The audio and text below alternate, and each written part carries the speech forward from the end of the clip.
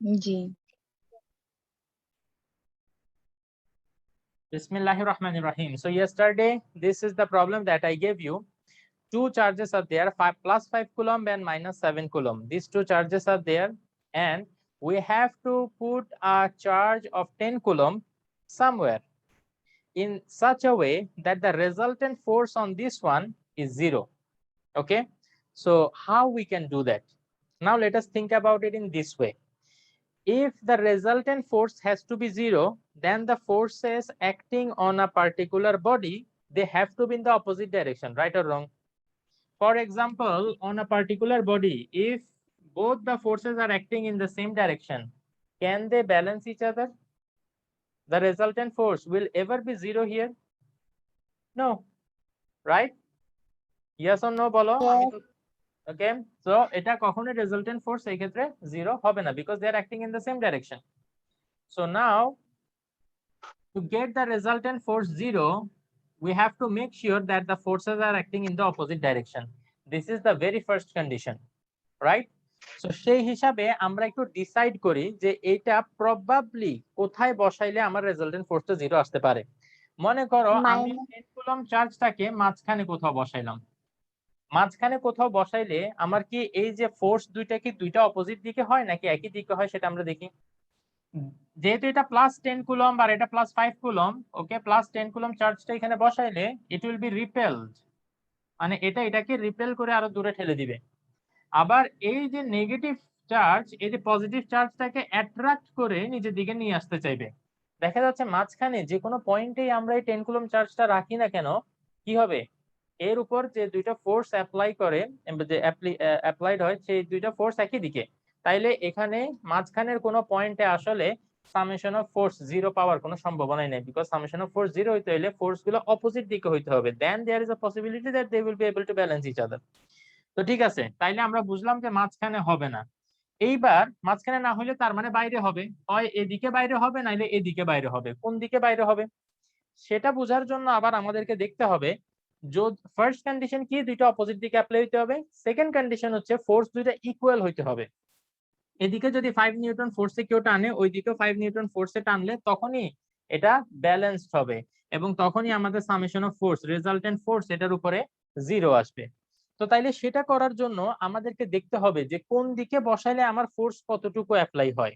ঠিক আছে, খেয়াল করো, যদি আমি অবজেক্টটাকে 10 কুলম্ব চার্জটাকে এখন এদিকে বসাইলাম, রাইট, এই যে 7 কুলম্ব এটার উপরে যে ফোর্সটা দিবে সেটা বেশি হবে নাকি 5 কুলম্ব যে ফোর্সটা দিবে সেটা বেশি হবে? নরমালি চিন্তা করো তো, 7 কুলম্ব যে ফোর্সে ওকে, যে ফোর্স ওকে দিতে পারবে, 5 কুলম্ব কি সেই সেম ফোর্সটা দিতে পারবে? না। না, আমরা জানি force is proportional to the product of the charges. তো তাইলে এখানে একটা চার্জ তো 10 কুলম্ব ফিক্স, এটার উপরে যখন একবার 5 কুলম্ব অ্যাপ্লাই হবে, ফোর্স অ্যাপ্লাই করবে, Q1 এর ভ্যালু 5 বসাবো, আবার যখন 7 কুলম্ব কতটুকু ফোর্স দিচ্ছে বাইর করব, তখন এখানে 7 কুলম্ব -7 কুলম্ব বসাবো। তো ডেফিনেটলি দেখা যাচ্ছে 7 কুলম্ব ওকে যে চার্জটা দিবে সেটা অটোমেটিক্যালি বড়। 7 কুলম্ব যে চার্জটা দিবে সেটা অটোমেটিক্যালি বড়, 5 কুলম্ব যেটা দিবে ওটা অটোমেটিক্যালি ছোট।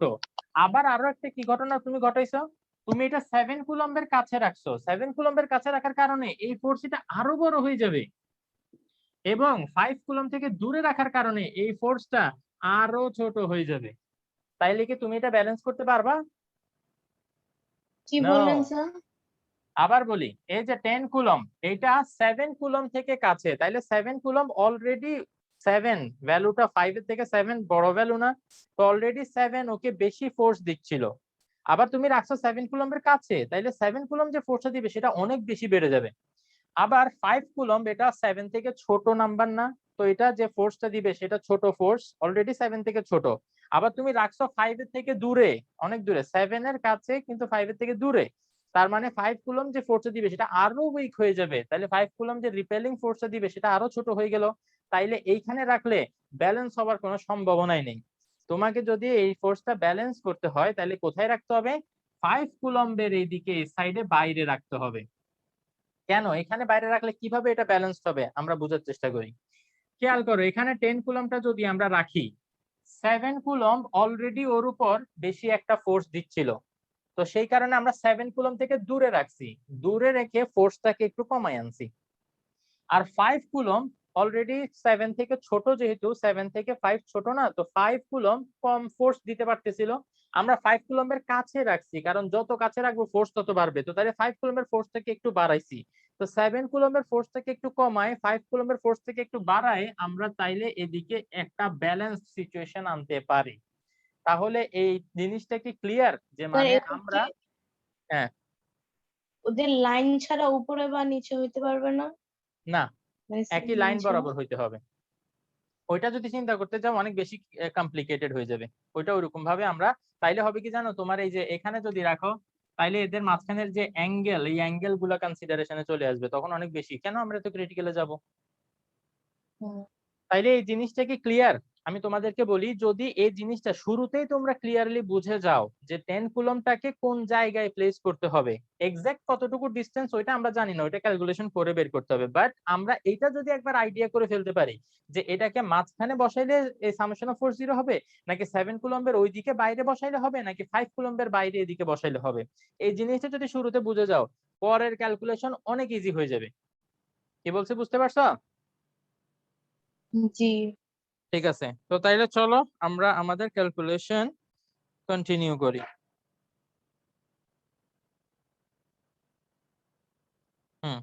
তাইলে শুরুতে এই এক্সপ্লেনেশনটা দিয়ে নিতে হবে, ঠিক আছে? এক্সপ্লেনেশন দিয়ে তারপরে আমরা আমাদের ক্যালকুলেশন শুরু করব।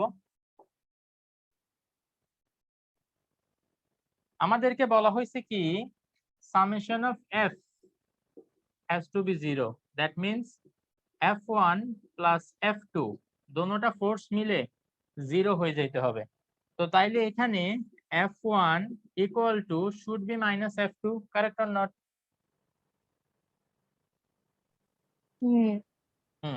তো তাইলে f1 মনে করো 5 কুলম যে ফোর্সটা দিচ্ছে সেটা f1। তো f1 আমরা জানি ফোর্স ক্যালকুলেট করতে হইলে আমাদের ডিসটেন্সটা জানা লাগে, কিন্তু ডিসটেন্সটা আমরা জানি না। আমরা এই জন্য ধরে নিব, ও মাঝখানে এদের মাঝখানে ডিসটেন্সটা বোধহয় বলে দিছিলাম তাই না? এরা 10 মিটার দূরে, আর 5 কুলম থেকে কতটুকু এদিকে রাখবো, আমরা ধরে নিলাম 5 কুলম থেকে এটা x মিটার এদিকে রাখলাম, ঠিক আছে? তো তাইলে F1 এটা হচ্ছে 5 কুলম্বের জন্য অ্যাপ্লিকেবল ফোর্স। তো 1/4 pi epsilon not Q1 Q2 কি হবে 5 into 10 divided by r square, distance 5 এর থেকে কত x square is equal to এখানে মাইনাস 10, এখানে কি থাকবে F2 হচ্ছে মাইনাস, ফার্স্টে লিখতে হবে 1/4 pi epsilon not Q1 Q2 মানে হচ্ছে -7 into 10 ডিভাইডেড বাই, এখন 10 plus x, 7 কুলম থেকে 10, হ্যাঁ 10 plus x হোল স্কয়ার। তাইলে এবার এখানে খেয়াল করো তো, সুন্দর মতো দেখা যাচ্ছে এখানে x ছাড়া আর কোনো আননোন নাই এখানে। তো তাইলে এখান থেকে কি আমরা x এর ভ্যালুটা বের করে ফেলতে পারা উচিত না?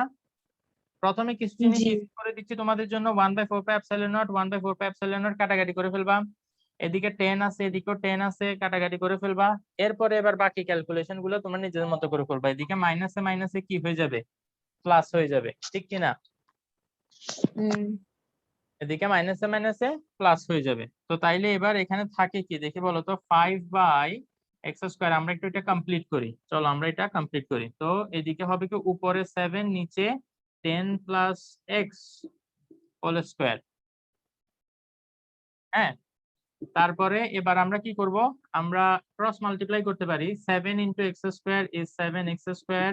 দেন এদিকে এইটাকে আমরা ফার্স্টে a square plus 2ab plus b square, এইটাতে ভেঙে পরে যখন ক্রস মাল্টিপ্লাই করব 5 মাল্টিপ্লাই হবে, তাইলে 100 হয়ে যাবে 500, 20 হয়ে যাবে 100 এন্ড x স্কয়ার হয়ে যাবে 5x স্কয়ার। দেন এবার এখান থেকে আমরা x এর ভ্যালুটা বের করতে পারি। সবগুলোকে যদি আমরা এদিকে নিয়ে আসি তাইলে 7x square minus 5x square হবে minus 100x minus 500 equal to 0। Okay, তারপর এটা হবে 2x square minus 100x minus 500 equal to 0। So 2 common নিয়ে আমরা এখানে ক্যালকুলেশনটা করতে পারি। তো আমি ক্যালকুলেটরে করে ফেলতেছি অলরেডি, ঠিক আছে? আমরা ক্যালকুলেটরে ওই যে মোড এটাতে গিয়ে ইকুয়েশন চেপে তারপর 3 নাম্বার ইকুয়েশন এটার সাথে মিলে তো তাইলে এক্স স্কোয়ার এটা 2 যদি কমন নিয়ে ফেলি তারপরে 1 থাকবে, এটা হয়ে যাবে 50 -50, দেন ওটা হয়ে যাবে -250। তো এরকম যদি হয় আমার এক্স এর একটা ভ্যালু আসে 54.58, এক্স এর একটা ভ্যালু আসবে 54.58, আর একটা ভ্যালু কত আসবে -4.58, -4.58। তো তাইলে এখান থেকে কোনটা আমরা অ্যাকসেপ্ট করব দেখি বলো তো? 54.58 আমরা 54.58 এটা অ্যাকসেপ্ট করব? না না -4 এটা করবো মনে হয়। চিন্তা করো, একটু think করো। -4.58 করবো, আচ্ছা, ডিসটেন্স মাইনাস কেন হচ্ছে এখানে? কারণ 10 মিটার ছিল ওই সাইডে মানে রাইট সাইডে, আর এটা হচ্ছে আমাদের লেফট সাইডে, 5 এর এই সাইডে আসবে। এই জন্য আমরা জাস্ট ডিরেকশনটাকে মাইনাস ধরতেছি ওকে আর ম্যাগনিটিউড কে 4.58 ধরতেছি। Okay, that can be an explanation.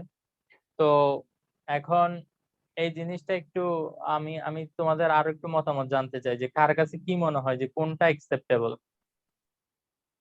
Sir আমার কাছে মনে হয় 54.58।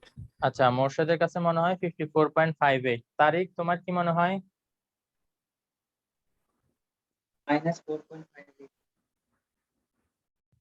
-4.5 কেন মনে হচ্ছে? কারণ স্যার আমার কাছে আমাদের 54। 10 মিটারের বাইরে।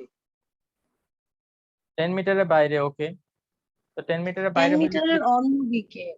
স্যার আমার আমার কাছে মনে হয় কেন এই 5 আর -7 এর মাঝখানে 0 থাকে, তাইলে এখান থেকে যদি 10 মিটার হয় তাইলে 5 এর এই সাইড দিয়ে তো প্লাসের হওয়ার কথা, মাইনাসের হওয়ার কথা না। মানে এই জন্য 5 এর এদিকে যদি থাকতো তাইলে আমরা পজিটিভ ধরতাম, যেহেতু এদিকে না, আছে সেহেতু আমরা এটা নেগেটিভ ধরতেছি। তোমাদের কি এটাই লজিক? না, আমারটা হচ্ছে যে উল্টাটা আর কি। ও, তুমি এদিকে ধরতেছো পজিটিভ, ওইদিকে নেগেটিভ ধরতেছো। বিকজ এই যে স্যার -7 যেতেছে 5 এর পরে +4 3 2 1 0 পরে -1 এরকম হয় না, আচ্ছা ঠিক আছে, যাই হোক, তোমাদের এবং একটু 54.58 আছে আর কি। ডিফারেন্স অফ ওপিনিয়ন আছে। তো আমি একটু নামাজ পড়তে যাব এখন। তো তোমরা একটা কাজ করবা, তোমাদের সাথে আবার ক্লাস আছে না একটু পরে? তো 12-10 থেকে আমরা যে ক্লাসটা শুরু করব সেটার আগ পর্যন্ত তোমরা এই জিনিসটা নিয়ে একটু থিঙ্ক করো এবং আমাকে বলবা যে কোনটা আসলে এখানে কারেক্ট আনসার হবে। ঠিক আছে, ইনশাআল্লাহ এটা নিয়ে আমরা তখন ডিসকাস করব। ওকে, তা এখনই বলে যাও। এমনি প্রসিজার বুঝতে পারছো? হ্যাঁ, তো একটু এবার চিন্তা করো যে কোনটা আসলে হইতে পারে। এখানে আমরা একটু তোমাদেরকে হিন্ট দিয়ে যাই। খেয়াল করো, এখানে কিন্তু ফোর্স একটা পজিটিভ আর একটা ফোর্স নেগেটিভ। তো কোন দিকের ফোর্সটা পজিটিভ, কোন দিকের ফোর্সটা নেগেটিভ হচ্ছে, এগুলোর উপরে কিছু থিঙ্ক করা যায় কিনা একটু থিঙ্ক করে বের করার চেষ্টা করো। হ্যাঁ ঠিক আছে, সেটা থিঙ্ক করছি, সেটার মতামতই এটা তো করো। এখন মাইনাস কিছু হয়। বলিও না, আমি সবাই চাই একটু তোমরা 10-20 মিনিট নিয়ে থিঙ্ক করো, ব্রেনটা একটু শার্প হবে। ঠিক আছে, যত থিঙ্ক করবে তত ব্রেন শার্প হবে। দেন আমরা নেক্সট ক্লাসে এটা নিয়ে কথা বলবো। ওকে ওকে। ওকে, তাহলে সবার সাথে 12-10 আবার দেখা হবে ইনশাআল্লাহ।